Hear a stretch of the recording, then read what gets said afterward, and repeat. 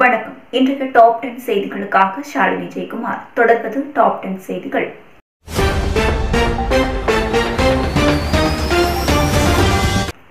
நாடாளுமன்ற அத்துமீறல் சம்பவத்தை வைத்து எதிர்க்கட்சிகள் அரசியல் செய்வதாக மத்திய உள்துறை அமைச்சர் அமித் ஷா குற்றம் சாட்டியுள்ளார்.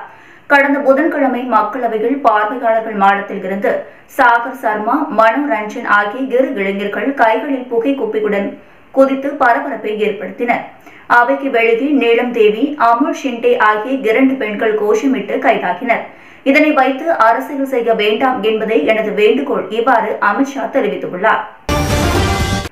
எண்ணூர் முகத்துவார பகுதியில் தேங்கியுள்ள எண்ணெய் கழிவுகளை டிசம்பர் 17ஆம் தேதிக்குள் அகற்ற வேண்டும் என்று சிபிசிஎல் நிறுவனத்துக்கு தேசிய பசுமை தீர்ப்பாயம் உத்தரவிட்டுள்ளது. 18ஆம் தேதி நடைபெறும் விசாரணையின் போது அது தொடர்பான அறிக்கையை சிபிசிஎல் தமிழ்நாடு மாசு கட்டுப்பாட்டு வாரியம் தாக்கல் செய்ய வேண்டும் என்று உத்தரவிட்டுள்ளது.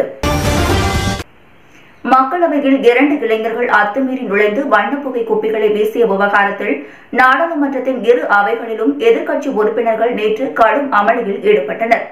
இது தொடர்பாக காங்கிரஸ், திமுக உள்ளிட்ட கட்சிகளைச் சேர்ந்த 14 எம்பிக்கள் கூட்டத்தொடர் முழுவதும் இடைநீக்கம் செய்யப்பட்டனர்.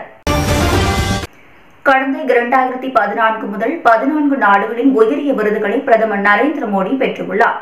மேலும் ஐக்கிய நாடுகள் சபையில் சுற்றுச்சூழலுக்கான உயரிய விருதையும் பிரதமராக பதவியேற்றது முதல் இதுவரை ஆப்கானிஸ்தான், ஐக்கிய அரபு எமிரேட், ரஷ்யா, மாலத்தீவு, பஹ்ரைன், அமெரிக்கா, பூட்டான், பிஜி, எகிப்து, பப்புவா நியூகினியா உள்ளிட்ட நாடுகளின் உயரிய விருதுகளை பிரதமர் மோடி பெற்றுள்ளார்.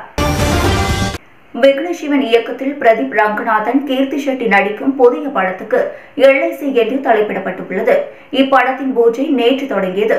மாஸ்டர், லெகோ உள்ளிட்ட படங்களை தயாரித்த 7 ஸ்கிரீன் ஸ்டுடியோஸ் நிறுவனம் இப்படத்தை தயாரிக்கிறது. படத்தின் பூஜையை தொடர்ந்து படப்பிடிப்பும் தொடங்கியதாக படக்குழு தெரிவித்துள்ளது.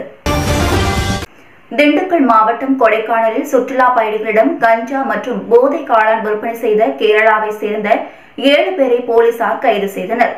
கொடைக்கானல் மேல்மலை கிராமமான மன்னவனூரில் ஒரு தனியார் விடுதியில் கஞ்சா மற்றும் போதை காளான் விற்பனை செய்யப்படுவதாக போலீசாருக்கு ரகசிய தகவல் கிடைத்தது. இதையடுத்து 7 பேரை கைது செய்து அவர்களிடம் இருந்த 750 கிராம் கஞ்சா, 5 கிராம் போதை காளான்கள் பறிமுதல் செய்யப்பட்டது. சென்னையில் ஆபரண தங்கத்தின் விலை இன்று கிராமுக்கு 120 ரூபாய் அதிகரித்து ரூபாய் 5820க்கு விற்பனையாகிறது. சென்னையில் கடந்த சில நாட்களாக தங்கம் விலை ஏற்ற இறக்கங்களை சந்தித்து வருகிறது.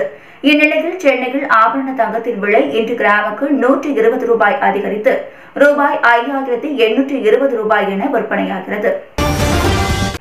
ராஜஸ்தான் மாநிலம் பைக்கானூர் மாவட்டம் அந்தியோத்தியா நகரை சேர்ந்த ஹனுமான் சோனி, அவரது மனைவி விமலா, மகன்கள் மோகித், ரிஷி மற்றும் மகள் கோதியா ஆகிய 5 பேரின் உடல்களும் அவர்களது வீட்டில் தூக்கில் தொங்கிய நிலையில் கண்டெடுக்கப்பட்டன. ஒரே குடும்பத்தை சேர்ந்த 5 பேர் ஒரே சமயத்தில் தற்கொலை செய்து கொள்வதற்கான காரணம் என்ன அல்லது இதற்கு வேறு ஏதேனும் காரணம் உள்ளதா என பல்வேறு கோணங்களில் போலீசார் தீவிர விசாரணை நடத்தி வருகின்றனர். சபரிமலை ஐயப்ப பக்தர்கள் வசதிக்காக தாம்பரத்தில் இருந்து நாளை மதியம் 1:30 மணிக்கு புறப்படும் சிறப்பு ரயில் 17ஆம் தேதி காலை 6:45 மணிக்கு கேரள மாநிலம் கொல்லம் ரயில் நிலையத்திற்கு சென்றடையும். மறுமார்க்கமாக கொல்லத்தில் இருந்து 17ஆம் தேதி காலை 10:45 மணிக்கு புறப்படும் சிறப்பு ரயில் 18ஆம் தேதி காலை 5:10 மணிக்கு தாம்பரம் ரயில் நிலையத்திற்கு வந்தடையும். இவ்வாறு தெற்கு ரயில்வே தெரிவித்துள்ளது.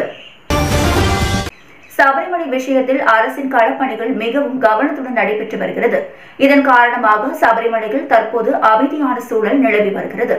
கடந்த ஆண்டு 16,120 பேர் பாதுகாப்பு பணிகளை மேற்கொண்டனர். பாதுகாப்பில் எந்தவித மாற்றமும் செய்யவில்லை என்று முதல் மந்திரி பினராயி விஜயன் தெரிவித்துள்ளார். இத்துடன் டாப் 10 செய்திகள் நிறைவடைந்தன. மீண்டும் டாப் 10 செய்திகளோடு உங்களை வந்து சந்திக்கும் வரை உங்களிடமிருந்து விடைபெறுவது ஷாலினி ஜெயக்குமார். நன்றி, வணக்கம்.